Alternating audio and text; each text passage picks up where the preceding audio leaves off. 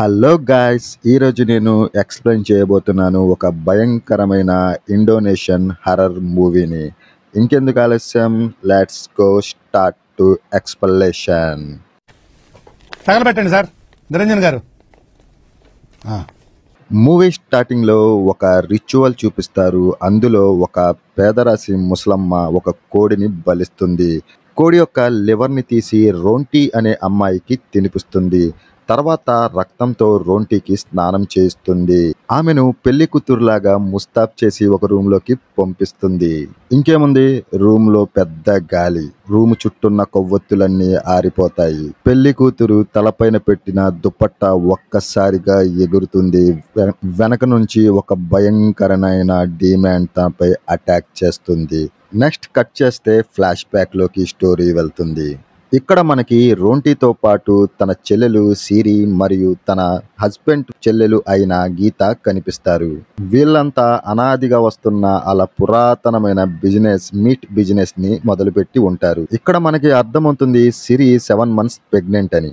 రోంటీకి మరియు సిరికి మధ్య ఫ్యామిలీ గొడవలు జరుగుతుంటాయి. సిరి ఒకలా హస్బెండ్ రోంటీకి అసలు ఇష్టం ఉండదు, పెళ్లి చేసుకోవద్దని చెప్తుంది. కానీ సిరి బలవంతంగా ప్రేమించి పెళ్లి చేసుకుంటుంది. దాంతో రోంటీకి సిరి మధ్య గొడవలు పెరుగుతాయి. తర్వాత మనం లీనాని కలుస్తాం. లీనా ఎవరో కాదు, రోంటీ యొక్క కూతురు. తనకు ఒక కాలు బాగోదు, చిన్నప్పటి నుండే ప్యారలైజ్ అయ్యి ఉంటుంది. ఇక్కడ మనకి రోంటీ యొక్క హస్బెండ్ కూడా కనిపిస్తాడు.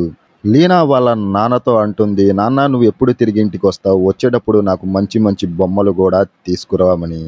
దానికి రోంటీ హస్బెండ్ బొక్కలే, నేను ఎప్పుడు వస్తానో నాకే తెలీదు, బోట్లోకి వెళ్తున్నాను, ఎప్పుడు వస్తానో తెలియదు అని చెప్పి వెళ్ళిపోతాడు. అదే సీన్ లో మనం సిరి యొక్క హస్బెండ్ ని కూడా చూస్తాము. ఇతను పని దొంగ. తన కోడిపుంజైన రాకీతో ఎప్పుడు పందాలు వేస్తూ ఉంటాడు. వీళ్ళంతా పొద్దున్నే బ్రేక్ఫాస్ట్ చేస్తూ ఉంటారు. అప్పుడే రోంటీ యొక్క అత్త డైనా అక్కడికి వస్తుంది. బ్రేక్ఫాస్ట్ లేట్ అయ్యింది ఏంటి అని రోంటీని తిట్టడం మొదలు పెడుతుంది.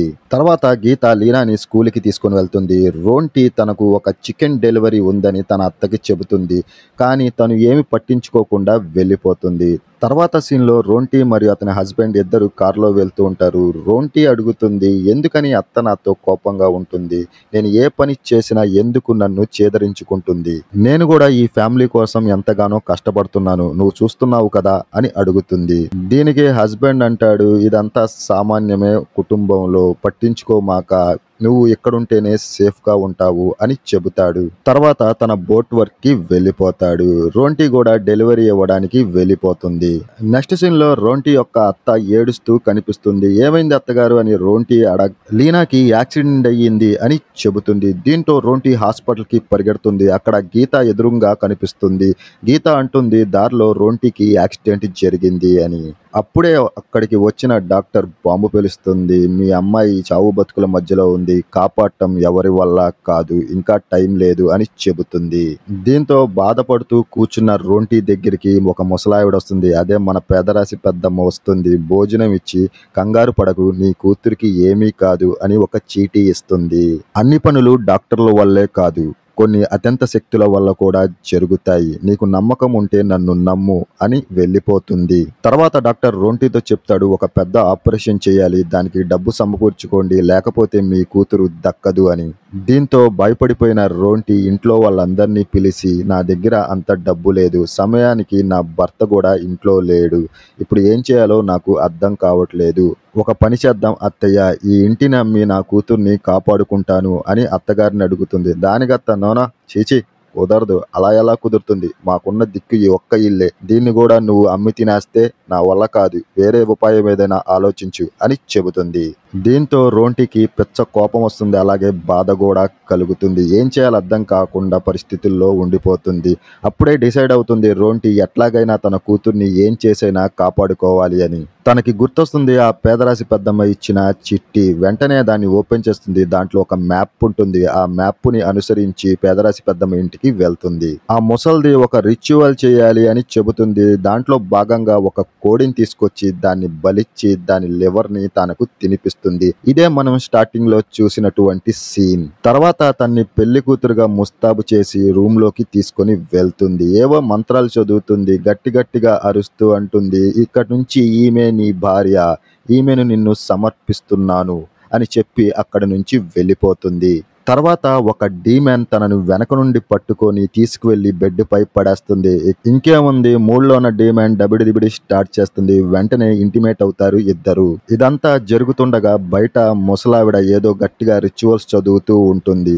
మొత్తం పూర్తయిన తర్వాత రోంటీతో చెబుతుంది, ప్రతివారం నువ్వు ఇలాగే చేయాలి, అప్పుడే నీ కూతురు క్షేమంగా ఉంటుంది అని. రోంటీకి తన కూతుర్ని ఎలాగైనా కాపాడుకోవాలి అని ఉంది కాబట్టి తను ఈ మాటల్ని ఒప్పుకుంటుంది. ఇంట్లో సెలిన్ భర్త కోడిపుంజు కనిపించదు. అప్పుడే రోంటీ అక్కడికి తన కూతురు లీనాతో వస్తుంది. లీనా పూర్తిగా నయమైపోయి ఉంటుంది, క్షేమంగా ఉంటుంది, తను చక్కగా నడవగలుగుతూ కూడా ఉంటుంది. ఇదంతా చూసిన సెలిన్ కి అనుమానం వస్తుంది. అసలు నడవలేని పిల్ల ఎట్టా నడుస్తుంది, ఇంత తొందరగా ఎలా నయమైపోయింది, రోంటీ ఏదో తప్పు చేస్తుంది అని తన భర్తకి చెబుతుంది. దానికి అసలే నా కోడి పుంజు కనిపించక నేను సస్తుంది, ఏంతే నీ కాగ్గోల పకపో అంటాడు అతను. తర్వాత రాత్రి గీత రోంటీ రూమ్ లోకి వెళ్తుంది. రోంటీ చీకట్లో అద్దం ముందు కూర్చొని కనిపిస్తుంది. గీతకి అద్దంలో రోంటీ పెళ్లి కూతురులా కనిపిస్తుంది. ఇదంతా నా భ్రమ అని అక్కడి నుంచి వెళ్ళిపోతుంది.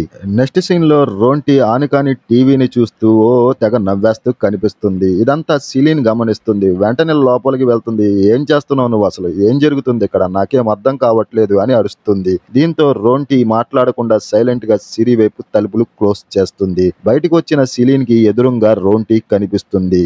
ఒక్కసారిగా సెలిన్ కంగారు పడిపోతుంది. ఎదురుంగా రోంటీ ఉంటే లోపల నేనెవరిని చూశాను అని. తర్వాత సెలిన్ పరిగెత్తుకుంటూ వెళ్లి గీతాకి చెబుతుంది. గీత రోంటీకి ఏదో జరిగింది, చాలా చిత్రంగా ప్రవర్తిస్తుంది, చీకట్లో నవ్వుకుంటుంది, ఆన్కాని టీవీని చూసి నవ్వుకుంటుంది, నాకేం అర్థం కావట్లేదు, ఏం జరుగుతుంది ఇక్కడ అని అడుగుతుంది. దానికి గీత, నాకేం తెలియదు, ఏమీ లేదు, నీదంతా నీ అనుమానం, పక్కపోయి ఆడుకోపో అంటుంది. అదే రోజు రాత్రి రోంటీ బెడ్రూమ్ నుంచి పెద్దగా నవ్వుల శబ్దం వస్తుంది. అక్కడే ఉన్న సెలిన్ ఆ సౌండ్ ని రికార్డ్ చేద్దామని అక్కడికి వెళ్లి రికార్డ్ చేస్తుంది. అప్పుడే బయటకు వచ్చిన రోంటీ సడన్ గా కత్తితో సెలిన్ పై అటాక్ చేస్తుంది. ఆ సమయానికి గీత అక్కడికి రావడంతో కత్తిని కింద పడేసి సైలెంట్ గా వెళ్లిపోతుంది. ఆ తర్వాత సీన్ లో రోంటీ కిచెన్ లో కప్పని ఉడకబెట్టుకొని తింటూ కనిపిస్తుంది. ఇది చూసిన సెలిన్ షాక్ అవుతుంది. వెంటనే రోంటీని అడుగుతుంది, ఏం చేస్తున్నావు ఇక్కడ అని. వెంటనే రోంటీ సెలిన్ పై అటాక్ చేసి తన కడుపుని చీల్చి తన బిడ్డని తినేస్తుంది. అలాగే సెలిన్ ని కూడా చంపేస్తుంది. ఈ సీన్ చూడటానికి చాలా భయంకరంగా ఉంటుంది.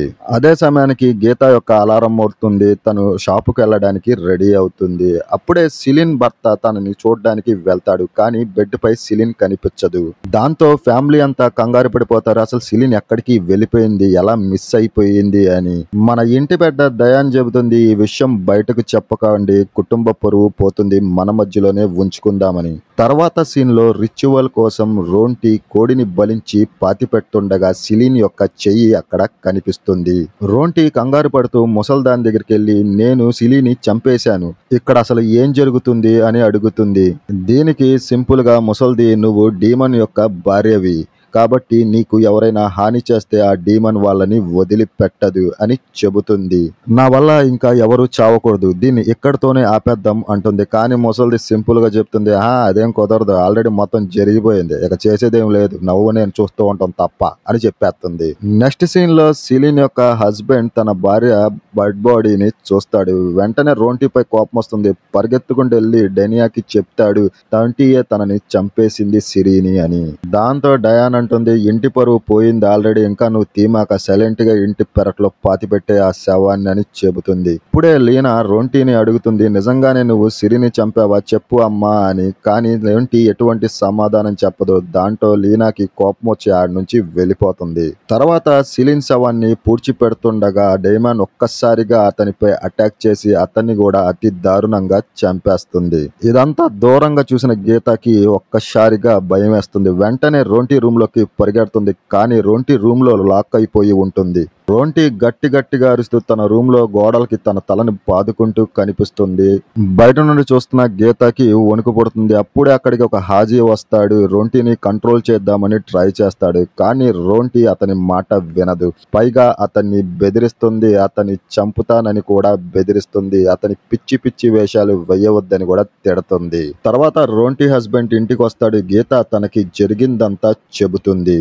రోంటీ రూమ్ లోకి వెళ్లి తొంగి చూడగా రోంటీ ఆ డిమాండ్ తో దబిడి దిబిడి చేసి ఇంటిమేట్ అవుతూ కనిపిస్తుంది. ఇదంతా చూసిన హస్బెండ్ కి చాలా భయము మరి కంగారు వేస్తుంది. తర్వాత గీత చెబుతుంది రోంటీ ఒక ముసలావిని కలిసింది హాస్పిటల్, ఆ ముసల్దే ఇదంతా చేసి ఉంటుందని. దాంతో వీళ్ళంతా హాస్పిటల్కి వెళ్లి ఆ ముసలావిడి కోసం వెతుకుతారు, కానీ అక్కడ ఎవ్వరూ కనిపించరు. అదే రోజు రాత్రి లీనాకి సౌండ్ రావటంతో క్యాండిల్ పట్టుకొని బెడ్రూమ్ లోకి వెళ్తుంది. అక్కడ రోంటీ భయంకరంగా కనిపించి మాయమైపోతుంది.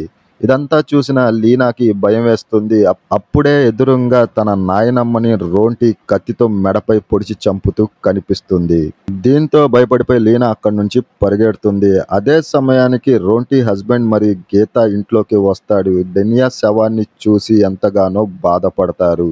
అప్పుడే సడన్ గా రోంటీ గీతపై అటాక్ చేసి తనను ఒక ఫెన్సింగ్ కేసి తలని బాదుతుంది. అక్కడ అడ్డంగా వచ్చిన రోంటీ యొక్క హస్బెండ్ ని కూడా కత్తితో పొడిచి చంపుతుంది. ఇదంతా చూస్తున్న లీనా భయంతో గట్టిగా అరుస్తుంది, అమ్మా నాన్నను వదిలే, నువ్వు నాకు కావాలి, ఎవరిని చంపమాకు అని. ఈ అరుపులు విన్న రోంటీలోకి ఒక్కసారిగా మాతృప్రేమ పొంగుకొస్తుంది. వెంటనే తనలో ఉన్న డిమాండ్ ని కంట్రోల్ చేస్తూ గీతాతో చెబుతుంది, వెంటనే లీనాని ఇక్కడి నుండి తీసుకువెళ్ళు, లేకపోతే తన్ని కూడా నేను చంపేస్తాను, మీరంతా బయటికి వెళ్ళిపోండి అని అరుస్తుంది. దీంతో భయపడిపోయిన గీత లీలాని తీసుకొని ఇంట్లోంచి బయటికి పరిగెడుతుంది. వెంటనే నవ్వుకుంటూ రోంటీ తన శరీరాన్ని తగలబెట్టేసుకుంటుంది. దీంతో ఇల్లు మొత్తం కాలిపోతుంది. తర్వాత సీన్ లో లీనా లెగ్ మళ్ళీ పని చేయకుండా పోతుంది. లీనా ముందు స్టేజికి వచ్చేస్తుంది. అప్పుడే కబోర్డ్ లో ఏదో సౌండ్ వస్తుంది. ఓపెన్ చేసి చూసిన గీతాకి మళ్ళా అక్కడ పెళ్లి కూతురు డ్రెస్ కనిపిస్తుంది. ఇక్కడతో ఈ మూవీ ఎండ్ అవుతుంది. ఐ హోప్ ఈ మూవీ మీకు నచ్చింది అనుకుంటున్నాను. నచ్చకపోయినా మన ఛానల్ సబ్స్క్రైబ్ చేసుకోండి, అలాగే లైక్ చేయండి. నేను ఈ వీడియోకి మినిమం 100 లైక్స్ ని ఎక్స్పెక్ట్ చేస్తున్నాను. కామెంట్ చేయటం మర్చిపోమాకండి. నేను మీ జాకీర్, సైనింగ్ అవుట్.